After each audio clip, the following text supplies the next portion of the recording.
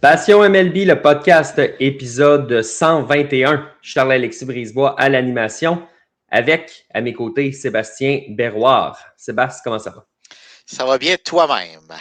Ça va bien. Ça va bien tous les mercredis soirs, 20h, parce qu'on est en live sur les réseaux sociaux de Passion MLB. Évidemment, pour ceux qui veulent, qui sont des adeptes du podcast, vous savez où nous trouver pour nous poser vos questions en direct. On va y répondre tout au cours de l'émission. Sinon, évidemment, sur toutes les bonnes plateformes de podcast, on peut nous retrouver. Et d'ailleurs, Sébastien, il y a Matt qui est heureux d'un autre podcast de baseball. On te salue, mon cher Matt. Et là, on va être dû pour un start bench cut, là, je pense. Là. C'est vrai que ça fait longtemps, hein? Ça fait longtemps. Ouais. Mais on ne s'attire pas les faveurs de Matt, par exemple, parce que là, je pense qu'il n'aime pas qu'on retourne Pascal dans le 3. Mais c'est pas une punition, là, Non. rassurez-vous. C'est pas une punition. Non, c'est ça. Tu as l'air d'un DG du baseball majeur qui fait on l'a renvoyé dans le 3A, mais c'est pas une punition, là. Mais tu sais, moi, j'ai appris de la meilleure école. Là. Rien dire pendant une demi-heure, là, Brian Cashman, c'est un des meilleurs. Fait que j'apprends du meilleur. Ça fait comme 30 ans qu'il perfectionne son art. C'est ça. Puis de ce qu'on entend, il va le perfectionner encore dans les prochaines années. Parce que, sans joke, parlons-en un peu. Puis je dis pas ça forcément négativement parce que ça reste quand même une bonne équipe, les Yankees, mais on voit pas le bout avec Cashman puis avec Boone. Non. On l'a comme entrevu, le bout, puis là, le bout s'éloigne de plus en plus de nous autres. Là. On s'en va pas vers le bout, je pense qu'on s'éloigne présentement. Je pense qu'on est toujours à 2 ans qu'ils perdent leur job. L'an prochain, on va être à 2 ans. Dans 2 ans, on va être à 2 ans. Dans 3 ans, on va être à 2 ans. Voilà. Ça s'appelle l'échéancier du Bronx.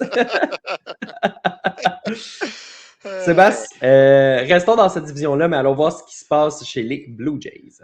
OK, Blue Jays, let's play ball. En parlant de drôles de mentalité parfois dans le baseball, tu as vu ce que John Schneider a dit sur Vladimir Guerrero Jr. aujourd'hui? À l'effet que ça servirait à quoi de le baisser dans l'alignement? Parce que je pense pas que c'est en le choquant comme ça que ça va faire que ça va fonctionner mieux au bâton pour lui. C'est quoi, John? As-tu peur que ça marche? Oui, ben ça serait dangereux. Là. C'est comme, pourquoi on ne montrait pas Ernie Clement dans le line-up au cas que ça fonctionne? Quasiment moto. Oui, exactement. Mais moi, c'est pas tant pour fouetter le gars que pour mettre des gars qui frappent en ce moment.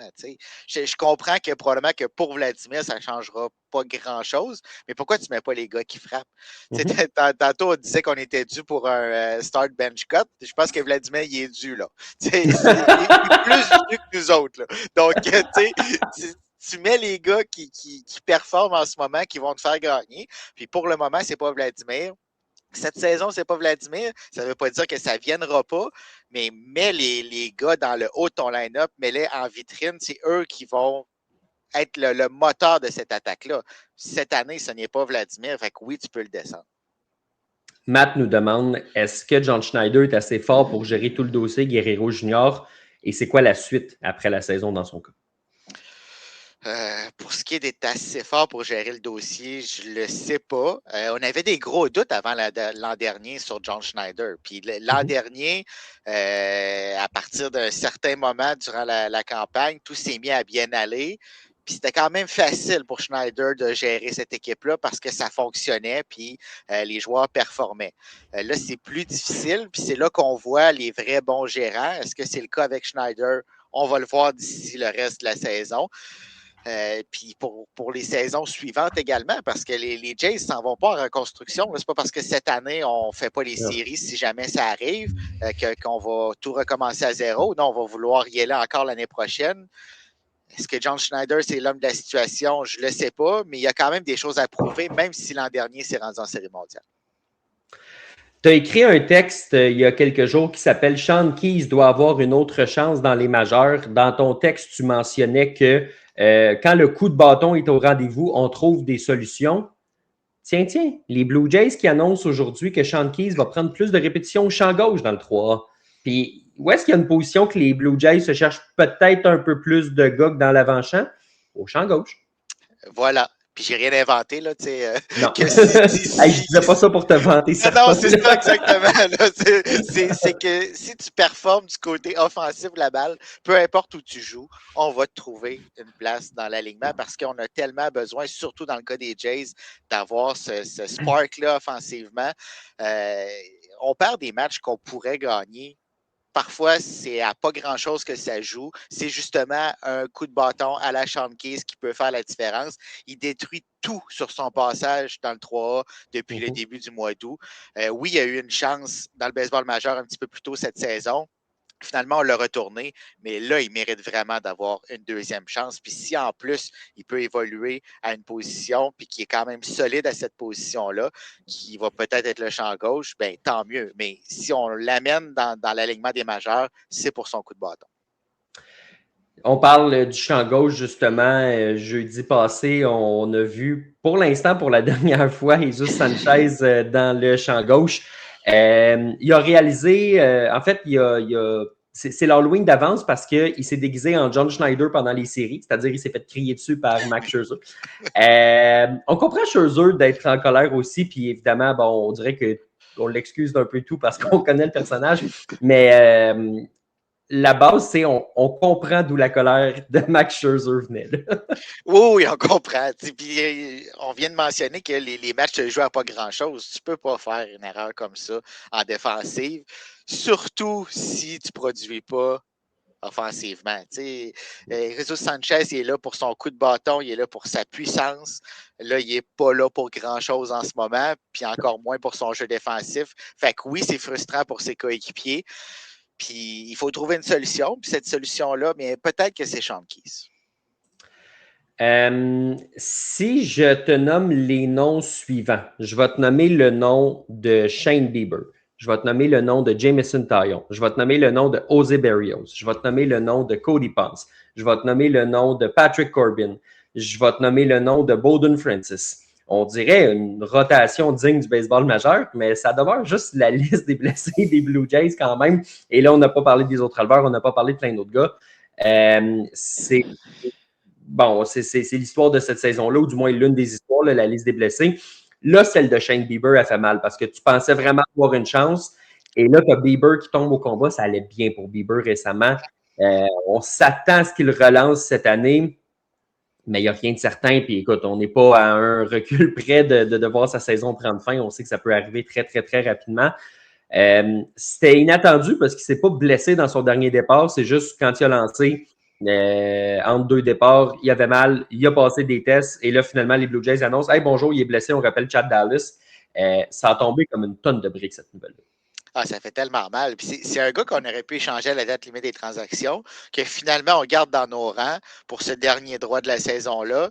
Ça allait bien, comme tu l'as mentionné. On a besoin de Shane Bieber dans la rotation. On a déjà des trous dans cette rotation-là. Puis là, il tombe au combat lui aussi.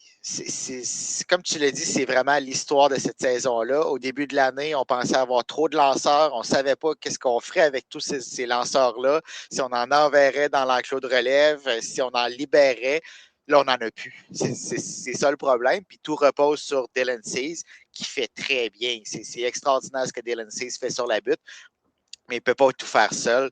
Puis, un départ à tous les 5 jours, c'est bon pour Dylan Cease, mais d'avoir un Shane Bieber qui avait lui aussi un départ à tous les 5 jours, qui ajoutait à cette rotation-là, ça venait enlever un petit peu de pression sur Cease, puis ça venait donner une autre chance de remporter un match dans cette séquence-là. Là, t'enlèves ça, t'amènes des gars sur qui, d'un soir à l'autre, on ne sait pas sur quoi on va tomber, puis tu es au plus fort de la course. Heureusement, à part les Guardians qui vont bien par les temps qui courent, les autres équipes ne se détachent pas des Blue Jays. Donc, tu es encore dans la course, mais si tu te retrouves sans lanceur de qualité, tu vas être dans le trouble, puis rendu à la mi-septembre, probablement que tu vas être hors de la course. J'ai oublié de nommer Trey Savage aussi là, dans cette liste-là. Ouais, personne. Non, il manque de bras. Les Blue Jays qui roulent à 4 partants, Jameson Taillon pourrait revenir la semaine prochaine. Il va être là pour manger des manches plus qu'autre chose parce que c'est pas exactement le sauveur à Toronto, là, on s'entend. J'ai hâte de voir ce que ça va donner parce que Dylan Cease, tu l'as mentionné, tu as Soriano aussi qui fait du bon travail, qui est encore en train de s'adapter à Toronto. Il n'est pas la version qui était quand il a été le lanceur du mois à Anaheim plus tôt cette année. Mais je pense que ça devrait. Je pense qu'il est en train de se placer plus qu'autre chose. Et sinon, tu as Rigetti qui revient d'une blessure. Tu as Max Scherzer qui est en fin de carrière. C'est plus le Max Scherzer qui gagnait des Cy Young à Washington. Là, en attendant, les Blue Jays qui ne veulent pas y aller dans une formule à 4 partants en profitant du repos pour faire vraiment lancer Dylan Cease aux 5 jours au lieu de le faire lancer aux 5 départs. Moi, je me dis qu'ils ne sont pas complètement niaiseux, puis que s'ils font ça, c'est parce qu'il semble qu'il n'est pas nécessairement capable d'en prendre plus, parce que peut-être qu'il est trop tôt pour le faire, peut-être que dans 2 semaines, ce sera le cas. Parce que sinon, la solution est facile de faire lancer Dylan Cease un petit peu plus souvent. Donc, je me dis, si on ne le fait pas, il doit avoir une raison. À moins que je me trompe et qu'il soit complètement niaiseux. Ben moi, ma crainte, c'est que dans 2 semaines, il soit trop tard. Si c'est parce qu'on est convaincu que Cease n'est pas capable de prendre cette charge de travail-là, c'est correct. Si c'est parce qu'on veut étirer le temps un petit peu puis que justement, on veut attendre 2 semaines, avec le nombre d'équipes qu'il y a dans cette course-là qui s'affrontent, oui, du côté des Jays, on a un calendrier qui est favorable, mais c'est pas parce qu'on a un calendrier favorable qu'on va remporter tous ces matchs-là. Puis peut-être que les Guardians sont 8-2, si je ne me trompe pas, à leurs 10 derniers matchs. Ils peuvent se distancer, puis rendu dans 2 semaines, ben là, il va être trop tard pour les Jays, puis on va avoir perdu 2 départs de Dylan Cease. Donc, il faut avoir le sentiment d'urgence. Si c'est une question d'état de santé, j'ai aucun problème avec ça, mais il va falloir ressentir ce sentiment d'urgence chez les Jays, autant dans l'état-major de l'équipe que chez les joueurs également. On ne le sent pas à tous les soirs. Tu vois présentement, là, dans la course au meilleur deuxième, au moment où on se parle, les Guardians ont une fiche de 68-66. 6 matchs derrière les Red Sox, 7 matchs et demi derrière les Yankees. Ce sont les meilleurs deuxièmes. Les Rangers, première équipe, exclue du portrait éliminatoire avec une fiche de 66-67. Il faut aussi mentionner que les Astros mènent leur division avec une fiche de 500, 66-66. Donc, eux aussi, par la force des choses, une fois de temps en temps, une journée sur 2 à peu près, sont dans la course wildcard. Baltimore est à 3 matchs des séries. Le Minnesota est à 3 matchs et demi. Les Blue Jays sont à 3 matchs et demi. Les Mariners sont à 4 parties. Et pour les Tigers, ils commencent à se faire tard là, à 5 matchs et demi. Donc, il y a beaucoup d'équipes dans le même bâton présentement. Je parlais du classement, puis oui, les Guardians en ce moment sont en position de se sauver avec le dernier poste disponible s'ils ont envie de le faire. Évidemment, il est encore très, très tôt. Il reste un gros mois de baseball. Ils ont le temps de coller de 5-6 défaites puis de ramener ça intéressant. Mais présentement, ils sont dans une position où s'ils gagnent, ils maintiennent leur avance. Voilà, ils ont leur sort entre les mains, mais c'est difficile de garder le rythme pendant le dernier mois de la saison. Puis c'est pour ça que les Jays doivent se coller aux Guardians, aux autres équipes, parce que il va y avoir des clubs qui vont se distancer par derrière, qu'on va larguer, puis il y a des clubs qui vont se distancer vers l'avant également. Tu sais, c'est impossible que tous ces clubs-là s'écrasent puis que tous ces clubs-là gagnent leur match. Donc, il va y avoir un petit peu un effet d'étirement, puis tu vas être du bon côté de l'élastique, puis t'en aller vers le haut, parce que si tu laisses les choses aller, bien là c'est là que tu vas prendre du recul qui ne sera pas récupérable à la fin de l'année. D'ailleurs, on parle de classement. Là, je veux envoyer tout de suite la question de Max Trudeau par rapport aux Royals. Max, je te salue. Il nous demande, même s'ils sont l'équipe de l'heure dans la MLB, ils connaissent une saison fort décevante. Comment on explique ça? Je pense, autant la séquence présentement qui joue au trouble fête, que des fois ça arrive dans le baseball, des clubs qui jouent au trouble fête, mais on se demande toujours pourquoi. Mais autant cette saison-là, c'est quand même assez spécial ce qui se passe à Kansas City. Oui, c'est spécial, mais ça passe par le monticule. Malheureusement, on n'a pas les éléments sur le monticule pour tenir tout au long d'une saison. Cole Riggins aussi, ça fait très mal. On a fait des transactions par le passé pour aller chercher des joueurs de position en échange de lanceurs. Je pense que ça nous a fait mal parce qu'on était en train de construire quelque chose de beau à Kansas City. Puis là, on s'est comme écrasé dernièrement. Est-ce que c'est récupérable? Oui, mais je pense vraiment qu'il va falloir se concentrer un petit peu comme les Orioles de Baltimore doivent le faire, se concentrer sur le monticule. Parce que oui, on veut bâtir autour de Bobby Witt Jr., mais quand même, il faut avoir des lanceurs de qualité sur la butte. Il y a Michel qui nous dit les Blue Jays ont 2 hommes sur les buts, il n'y a aucun retrait en ce moment. On gage ceux qui ne feront pas de points. Kazuma Okamoto qui est au bâton en ce moment, on va surveiller ça pour dans les prochaines minutes, Michel.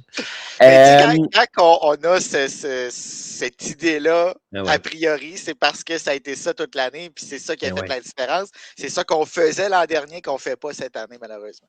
Mais oui.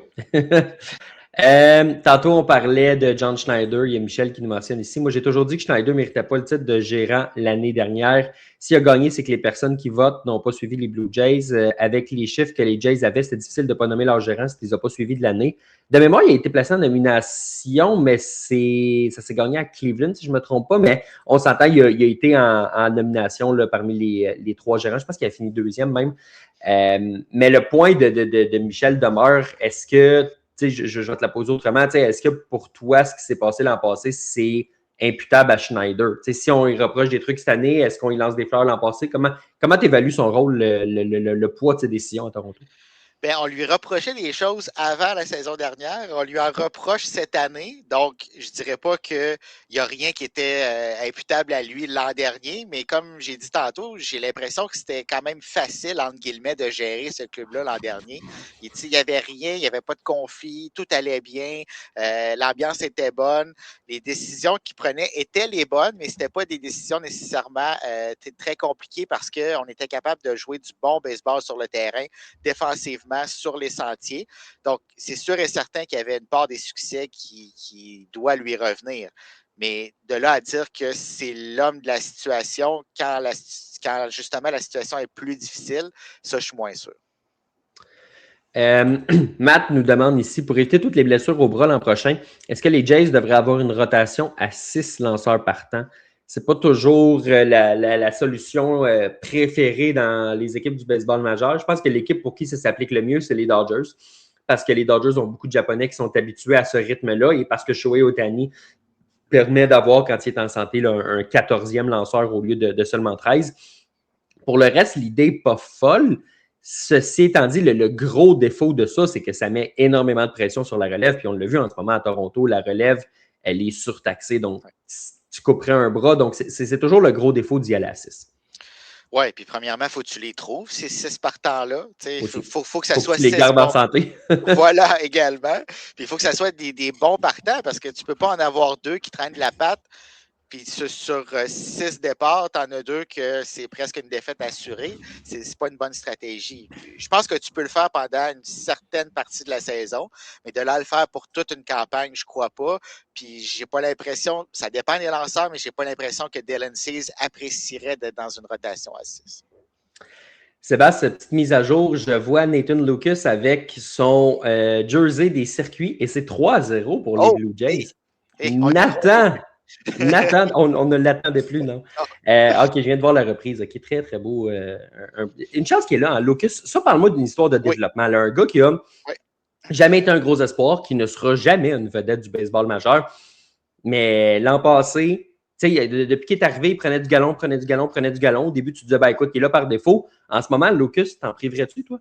Tu peux pas, tu peux juste pas. Puis je veux juste ajouter qu'il l'a fait, en fin de semaine, il en a fait un dans un stade qui favorisait pas les gauchers, selon Josh Chisholm. Puis là, il est récité encore ce soir, donc c'est extraordinaire. Il peut frapper dans tous les stades.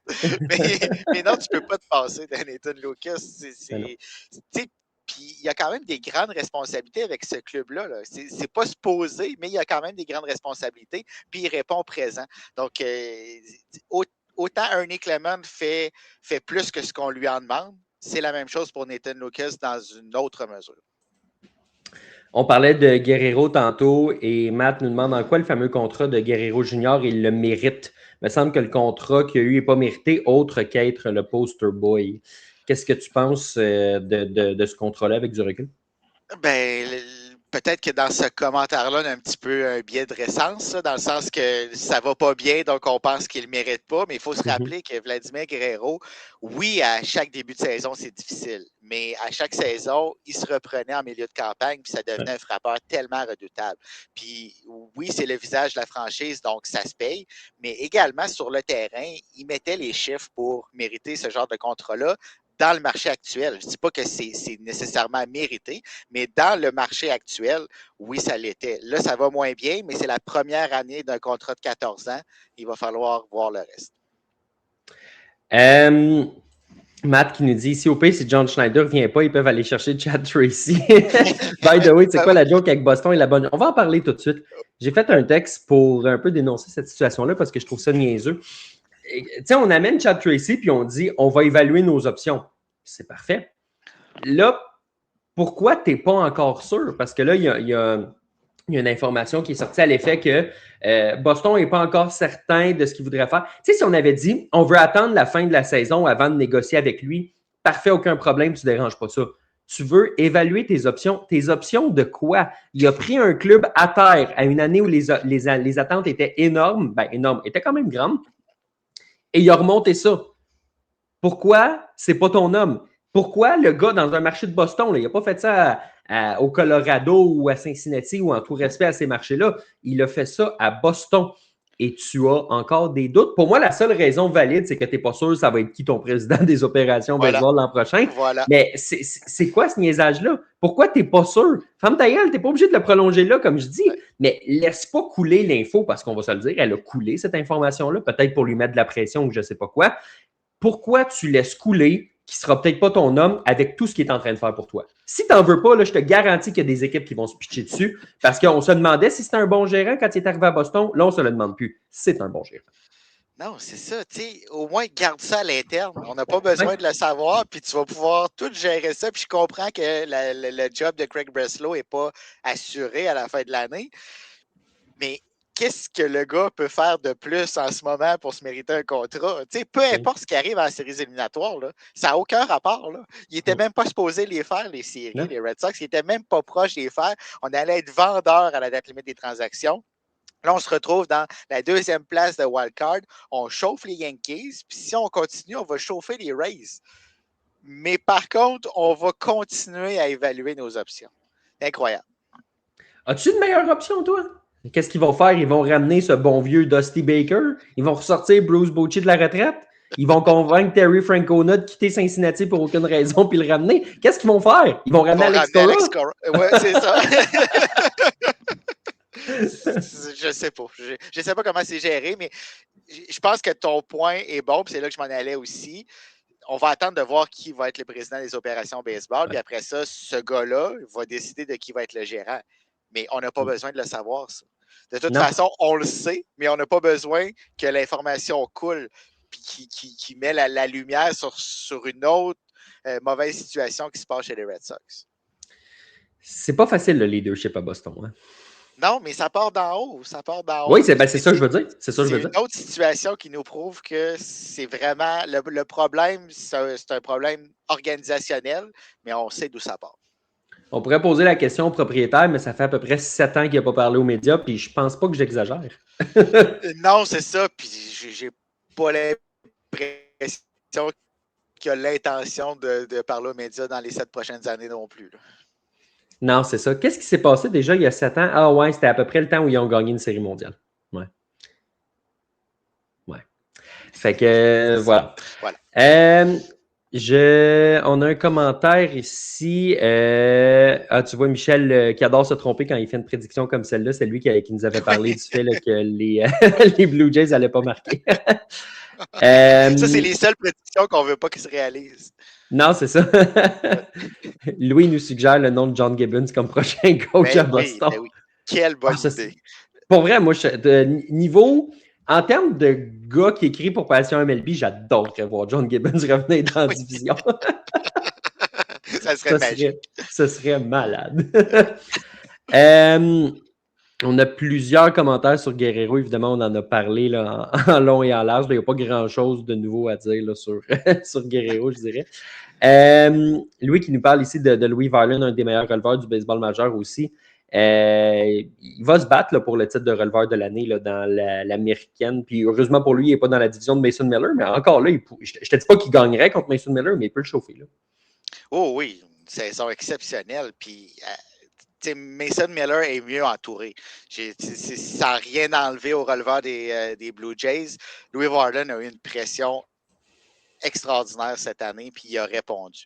Puis chaque soir, avec une charge de travail aussi très grande, mais quand même, on a senti des petits signes de faiblesse qui étaient tout à fait normaux, mais chaque soir, il se présente et il est solide sur la butte.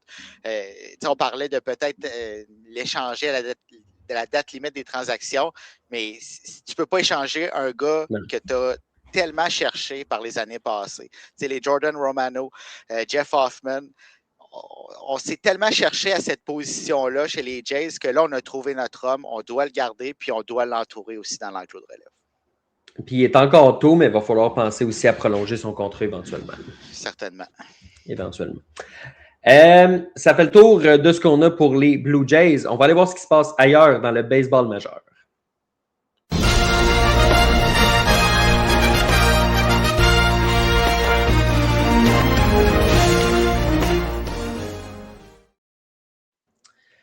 Fait que Ketel Marte, là, il revient quand? Puis il s'excuse-tu? Puis à qui?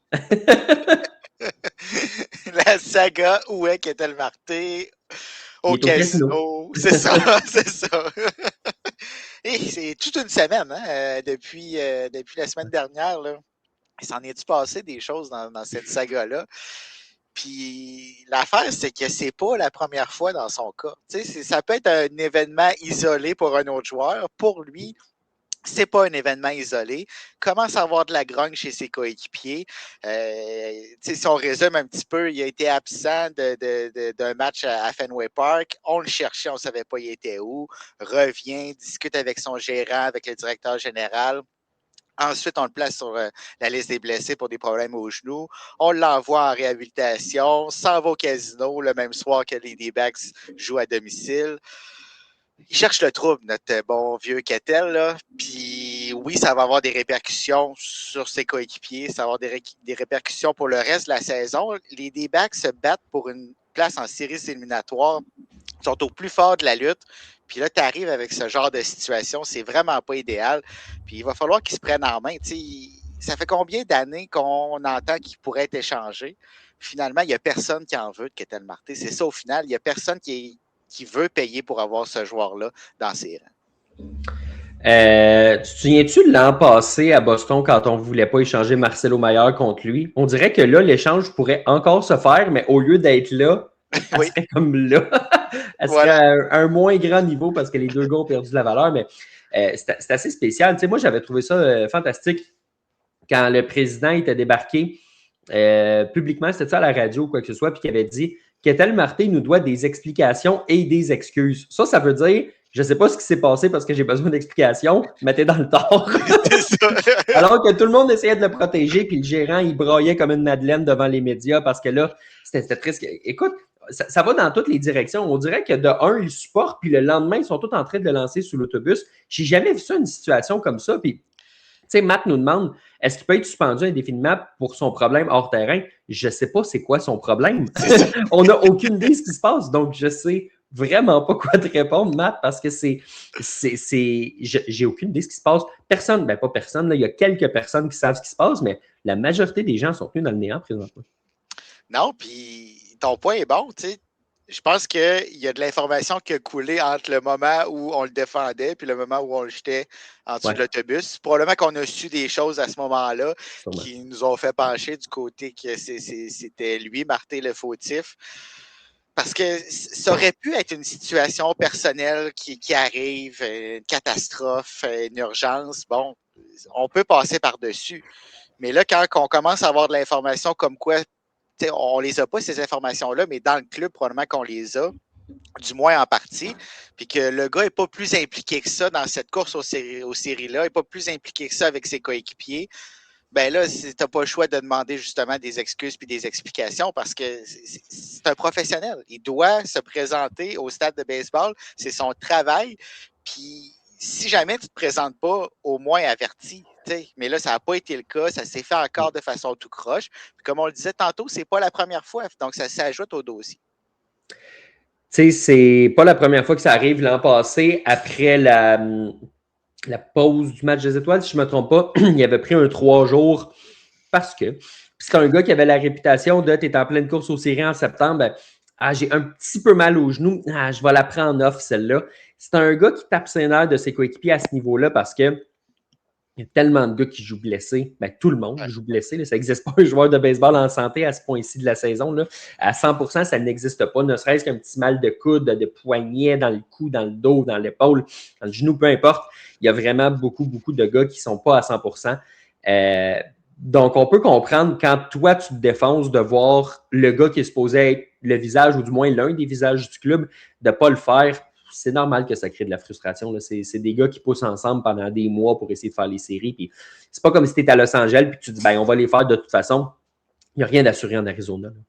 Non, loin de là. Puis la supposée blessure au genou, là, on s'est entendu qu'on a des doutes là-dessus aussi. Là. C'est du jour au lendemain, parce qu'il s'est absenté, on l'envoie sur la liste des blessés pour des problèmes au genou. Mais oui. Puis il va revenir dès que le 10 jours est fini, selon les rumeurs. Il y a pas mal au genou. Là, arrête, là. Puis d'après moi, il ne s'est pas entraîné beaucoup de ce qu'on a pu voir. Là. D'après moi, il s'est plus entraîné au casino que au site d'entraînement des D-backs. Il s'est entraîné comme ça, là, les biceps. C'est ça. Va être très fort de la main droite. Oh, écoute, ces lancers du deuxième là, vont rentrer sur un moyen temps. Fait qu'écoute, s'il se passe de quoi de grave avec Marté, on lui souhaite bonne chance. Si c'est juste parce que ça ne tente pas de jouer, on lui souhaite bonne chance, mais pas dans le même sens. Si c'était quelque chose de grave, j'ai pas l'impression qu'on l'a rejeté sur l'autobus du côté de l'Arizona. On est à la même place. Chez les Yankees, en parlant de quelque chose de grave, tu sais, des fois, on disait peut-être que Stanton a joué son dernier match dans le baseball, puis on ne le sait pas.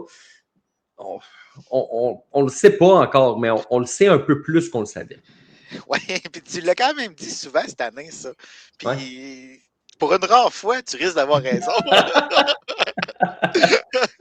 Non, ça sent pas bon, ce dossier-là. Ça sent vraiment pas bon. Sa saison est probablement terminée. Puis la suite, j'en ai aucune idée. Le gars n'est pas capable d'ouvrir un sac de chips. Puis il s'est blessé en courant entre le deuxième et le troisième. En figeant, entre guillemets, parce que j'ai déjà vu quelqu'un figer plus ardemment que ça. Là. Puis là, son mollet a lâché. Là, il est en train de travailler à revenir au jeu et se blesse à l'autre mollet. Donc, le bas du corps est complètement détruit pour Giancarlo Stanton. Ouais. Puis le haut du corps, il est déjà magané depuis plusieurs années. Donc, ça va être très, très difficile pour lui de revenir. Puis on se dirige également vers un rachat de contrat chez les Yankees. On se dirige probablement vers un rachat une fois que l'arrêt de travail va être terminé. Parce que s'il faut qu'il y ait un arrêt de travail et que les joueurs ne soient pas payés, les Yankees ne le rachèteront pas avant ça. Mais évidemment, après, c'est là qu'on va prendre une décision. Là. S'il y a un crunch au niveau de l'alignement ou quoi que ce soit, en tout respect, on pourrait le libérer. Puis, écoute, il ne se trouvera pas une job ailleurs de toute façon. Je veux dire, il n'arrive pas à jouer. C'est dommage pour le gars parce que j'ai l'impression qu'il y a beaucoup de gens à New York qui pensent que ce gars-là ne veut pas jouer, mais c'est pas un Anthony Rendon puis c'est pas un Ketel Marte. Ce gars-là a envie d'être là, il a envie de faire la différence, il a envie de jouer pour les Yankees, il a envie de gagner une série mondiale avec les siens, mais son corps est vraiment en train de le lâcher. Tu sais, je veux dire, il y a un frame de joueur de football, puis malheureusement, c'est en train de paraître. Là. Tu sais, ça paraissait dans les dernières années. Il avait de la difficulté à jouer défensivement. Il avait l'air d'avoir un piano sur le dos quand il courait. Là, c'est ça. Je pense qu'on arrive vers la fin, malheureusement, pour Stanton, de ce qui aurait été une belle carrière, ultimement. Là. Ah, certainement. Puis il a fait la différence avec les Yankees. Là. À plusieurs reprises, sans Giancarlo Stanton en séries éliminatoires, les Yankees se font sortir beaucoup plus rapidement. Puis oui, au premier coup d'œil, ça peut avoir l'air d'un manque d'effort quand Stanton court sur les sentiers ou il va de certains jeux en défensive, mais il va au bout de ses capacités. C'est que le corps ne suit plus. Donc, il fait tout ce qu'il peut. Puis oui, il veut revenir au jeu. Oui, il veut gagner. Mais probablement que ça n'arrivera pas. Là. Je vais te comparer ça un petit peu, puis je sais même plus c'est quoi sa blessure au gars que je vais nommer. Je pense pas que c'est à la même place, mais bref, deux joueurs vedettes que le corps n'arrive plus à suivre, c'est Chris Bryant. Là. Mm-hmm. Lui aussi, il aimerait ça être sur le terrain, puis on voudrait peut-être, on peut y reprocher là, d'avoir signé au Colorado ou quoi que ce soit, mais il aimerait ça en ce moment jouer pour les Rockies, puis essayer de faire la différence, puis juste être sur un terrain de balle, au lieu de se lever le matin puis de se demander quasiment s'il va être capable de sortir du lit. Là.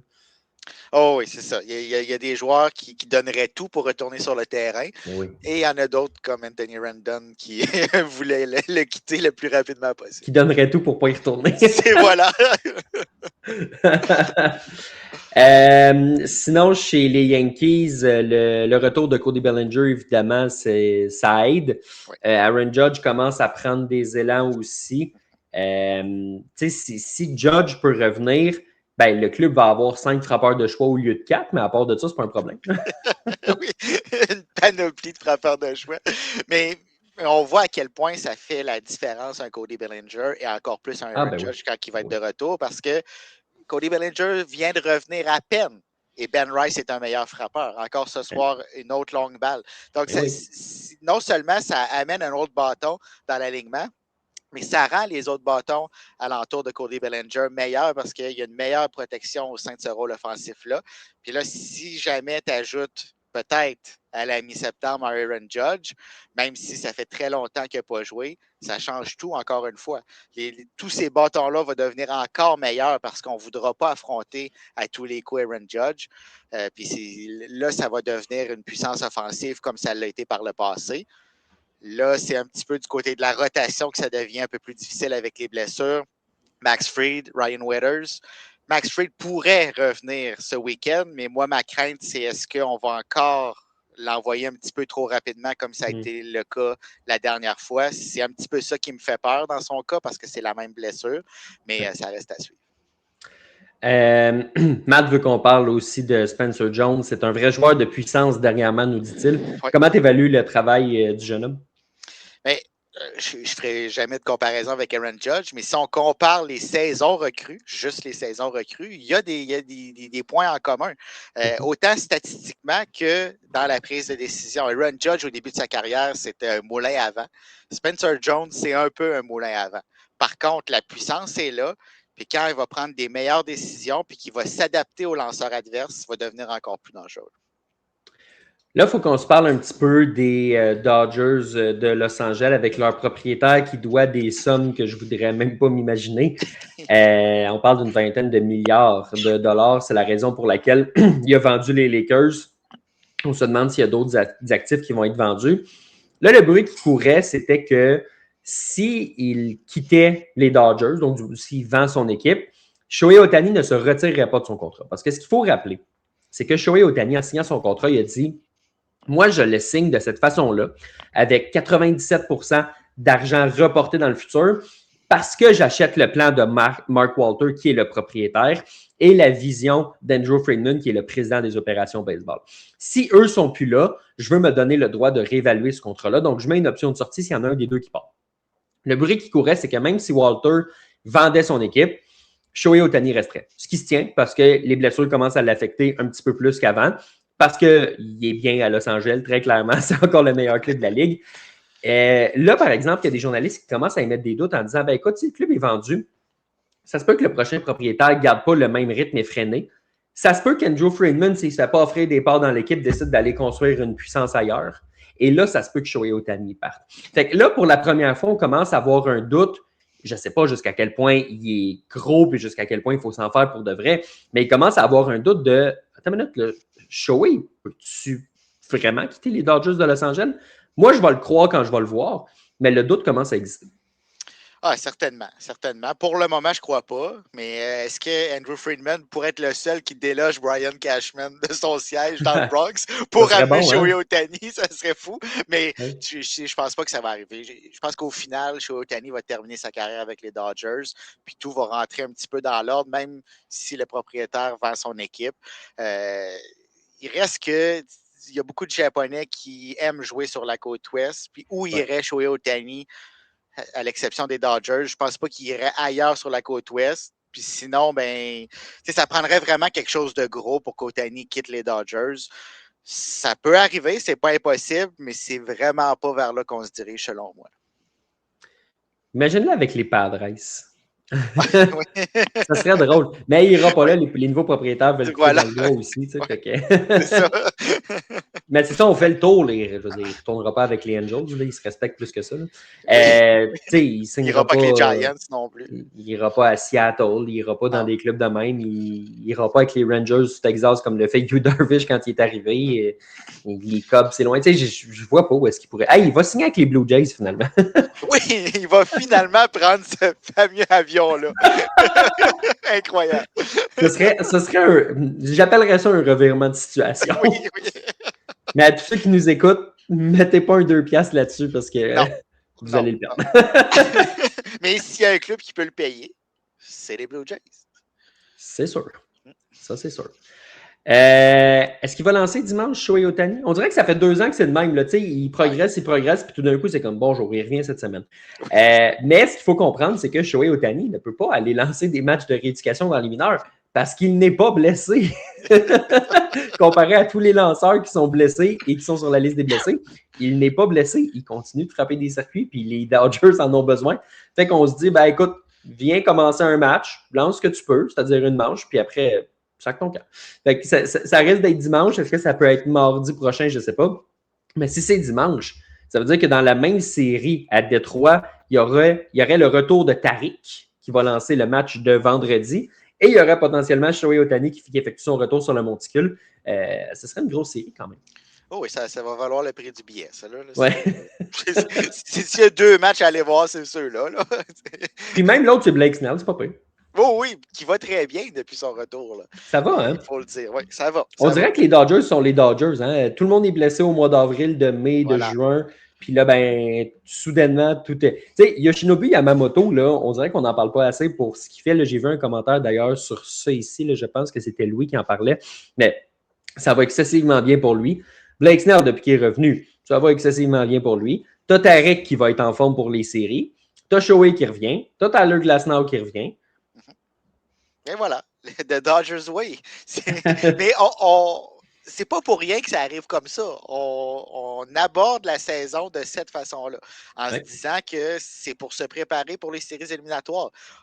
On néglige rien, mais il y a des soirs donnés où on peut prendre des décisions en fonction du mois d'octobre et non pas en fonction de ce soir-là.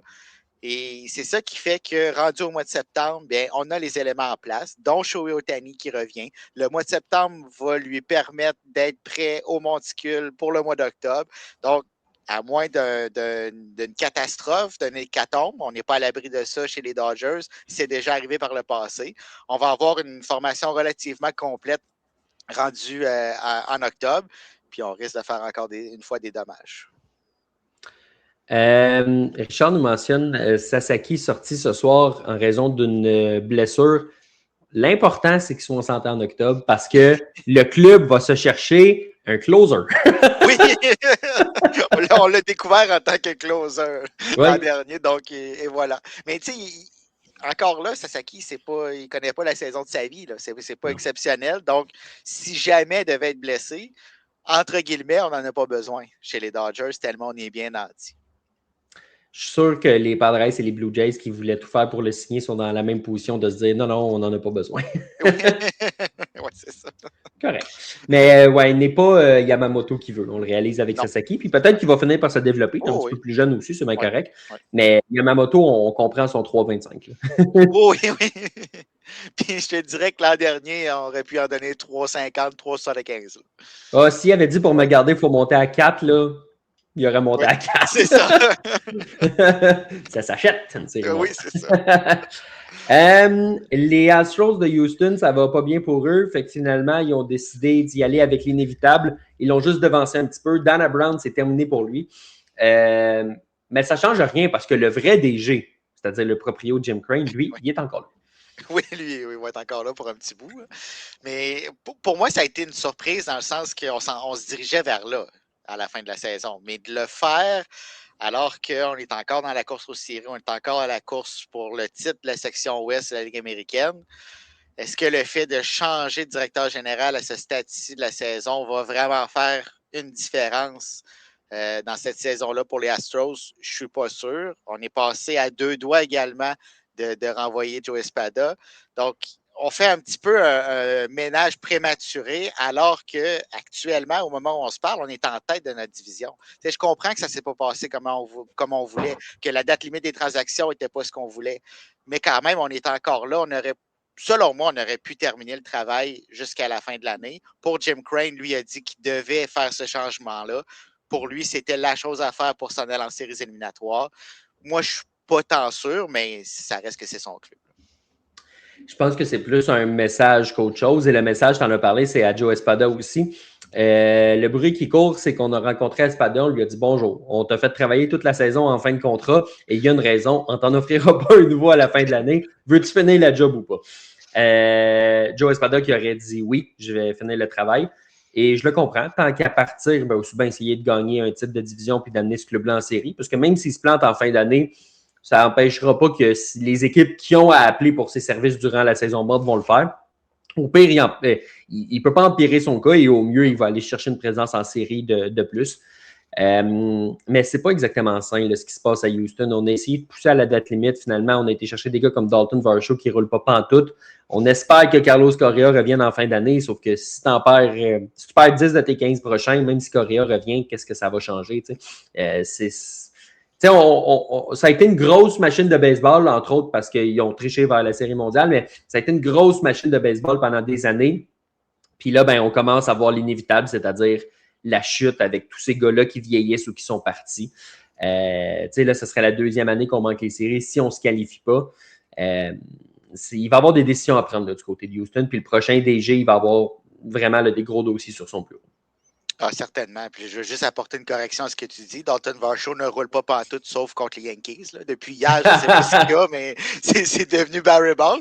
Mais... C'est les Blue Jays qui l'ont envoyé en espion. C'est ça, hein, c'est ça. C'est tout le temps ça. Mais oui, on se dirige vers la fin de cette épopée-là chez les Astros.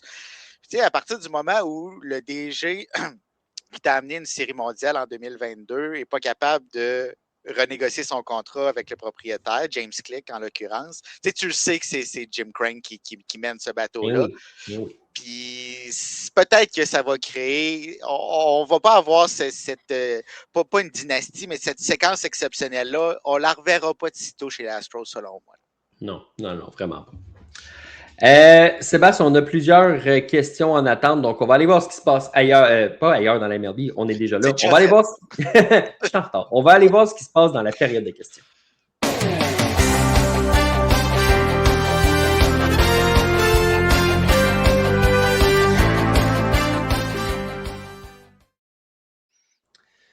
Michel qui nous mentionne ici 6-3, 4-3, 5-3, 6-4-3, 4-6-3. Devinez ce que représentent ces chiffres. Ça veut dire qu'il y a un club qui ne se fait pas retirer au bâton et qui place la balle en lieu sûr, mais qui n'est pas capable d'acheter un coup sûr pour sauver sa vie. Oui, des beaux retraits, ça. C'est très, très productif comme claque. Ouais. Des beaux petits doubles jeux. Tu vois une balle frappée à l'arrêt court, une balle frappée au deuxième but. On s'inverse ça, mais ça finit toujours au premier. Oh, et avec des gars en position de marquer, puis du trafic sur les sentiers. Il ne faut pas les faire rentrer, ces coureurs-là. Là. Ça serait plate. Là. Non. Et Michel nous a donné la réponse. C'est ce que j'écris sur ma feuille de pointage après la présence de Vlad au bâton. Il n'y a pas grand-chose à rajouter à ça. Hein? Non, c'est pas mal ça. J'ai vu tantôt, là, je regarde la game d'un coin de l'œil parce que je suis en train de faire un podcast. Puis j'ai vu Vlad là, qui avait l'air pas content après son bâton. Oui, parce que c'est la faute du bâton. Ouais. Mais ça, tu sais, ça, c'est un cas de 18. Là. Le problème est à 18 pouces du bâton. Là. Oui. C'est rien d'autre à dire. On a une question que je remonte ici. Max, qui nous demande, pensez-vous que Bobby Witt Jr. va finir son contrat à Kansas City? Je n'ai pas les termes de son contrat devant moi, mais il lui reste probablement 9 ans. Oui, on est rendu... 8-9 ans. Ça va vite, oui. C'est dur à dire. Ça va dépendre de quelle direction vont prendre les Royals. Il va rester tant qu'on va avoir une chance de gagner. On le sait, là, on ne dépensera pas énormément chez les Royals, mais on est quand même capable de construire des clubs qui gagnent la Série mondiale. Donc, on est capable de faire un bon travail. On se dirigeait dans la bonne direction. Là, on a pris un pas de recul. Il reste à voir dans quelle direction on va aller dans les prochaines années parce que ça peut changer très vite, autant d'un côté comme de l'autre. Puis si on se retrouve dans la cave plusieurs saisons consécutives, c'est là qu'on va sentir la soupe chaude. Louis veut savoir ici, qu'est-ce qu'on pense de Tarik Skubal avec les Dodgers? Encore une fois, on a déjà abordé le sujet, mais c'est pas rien d'étonnant. Non, c'est rien d'extraordinaire. C'est pas le vrai Tarik Skubal. Il lui reste du temps pour s'adapter parce que je pense que présentement, c'est une question d'adaptation. Il ne voulait pas quitter Détroit, donc là, il s'en va à Los Angeles, à l'autre bout du pays. Nouveau coéquipier, nouvel environnement. On doit gagner dès maintenant. Ça va se placer. C'est déjà mieux par les temps qui courent. Donc, on sent que ça va s'en aller dans cette direction-là. Mais on n'a pas le récipiendaire du trophée Cy Young sur la butte chez les Dodgers présentement. C'est pas une question qu'on a là, mais c'est une question que je me pose. On a vu des commentaires par rapport à Roman Anthony qui s'est défendu de trop sortir pendant sa rééducation, quelque chose du genre. Premièrement, on reprochait les mêmes choses à Derek Jeter. Là. Mais deuxièmement, y a-tu juste moi qui n'ai pas tant vu ces commentaires-là? Non, puis moi j'ai vu des commentaires qui disaient qu'il faisait tout ce qu'on lui a demandé, il le faisait, même plus. Puis, tu sais, limite une flèche vers le personnel médical. Là. On n'est pas trop sûr du contexte aussi. T'sais. Des fois, il y a des propos qui sont sortis de leur contexte, fait qu'on ne sait pas comment ça a été dit, puis après quelles questions également. Mais encore une autre situation à Boston cette année. Hein. Il va falloir que ça finisse. Si on veut gagner un championnat à Boston, on n'a pas un mauvais club, mais il y a des choses qu'on doit régler à l'interne pour se rendre. Oui, on s'entend. Matt qui dit, selon vous, quel est le règlement à changer dans le futur pour les marqueurs pour la game? Moi, j'aimerais bien changer le 5 manches pour attribuer une victoire. Pour ceux qui ne sont pas à l'aise avec le règlement, si un lanceur partant ne lance pas 5 manches, il peut avoir la défaite, mais il ne peut pas avoir la victoire. S'il lance moins que 5 manches, c'est juste le releveur d'après qui a la victoire. Je suis ambigu à ce niveau-là parce que, il y a un côté, je trouve que tu as parfaitement raison. Puis, tu sais, d'un autre côté, je m'en fous parce que la fiche victoire-défaite d'un lanceur, aujourd'hui, elle vaut ce qu'elle vaut parce que la relève lance tellement souvent que la fiche victoire-défaite, j'y porte pas trop attention. D'un autre côté, si on la conserve, Sébastien, ben c'est peut-être une façon de conserver l'importance des lanceurs partants ou du moins de ne pas continuer d'enlever de leur importance. Tu sais, tout le monde, Max Scherzer, tous les 2 mois, il se lève pour dire qu'il faut trouver une façon de donner de l'importance aux lanceurs partants. Mais de garder ce règlement-là, je te dis pas que ça aide, mais ça ne nuit pas. Là. Non. Ben, moi, je l'enlèverais complètement, là, dans le sens victoire-défaite, pour moi, ça ne veut rien dire. À part, à part si c'est un excellent départ ou un très mauvais, là, maintenant, ça n'a plus vraiment d'importance. Est-ce que ça changerait vraiment quelque chose dans la décision du gérant? Non, mais c'est pour ça que je te dis ça ne nuirait pas, dans le sens ça n'améliore pas, mais ça ne nuit pas. Exactement. Donc, pas sûr que ça changerait vraiment quelque chose d'y aller. Mais tu sais, je comprends ce propos-là. Il y a des lanceurs qui se retrouvent, qui auraient mérité la victoire, qui se retrouvent sans la victoire. Le releveur lance pour un frappeur, puis se retrouve avec cette victoire-là. Mais comme on vient de mentionner, ça vaut quoi en 2026, une victoire ou une défaite pour un lanceur? Puis tu sais, tu regardes, là, on parlait de la situation à Los Angeles, le Shohei Ohtani qui va lancer une manche. Ben, tant qu'il va lancer une manche de même puis qu'il se construit son bras d'un majeur, il ne pourra pas aller chercher la victoire. Puis, ben, mettons là, que durant cette manche-là, les Dodgers marquent 5 points puis que l'avance ne change pas, ben c'est Tyler Glasnow qui va hériter de la victoire, même s'il lance peut-être juste 4 manches. Et s'il lance après lui, donc la fiche victoire-défaite, pour moi, ça vaut ce que ça vaut. Sébastien, ça fait le tour de ce qu'on est ici pour la période de questions. Merci à tout le monde d'avoir été actif encore une fois pour nous poser vos questions en live sur les réseaux sociaux de Passion MLB les mercredis à 20h sur Facebook, sur Twitter et sur YouTube.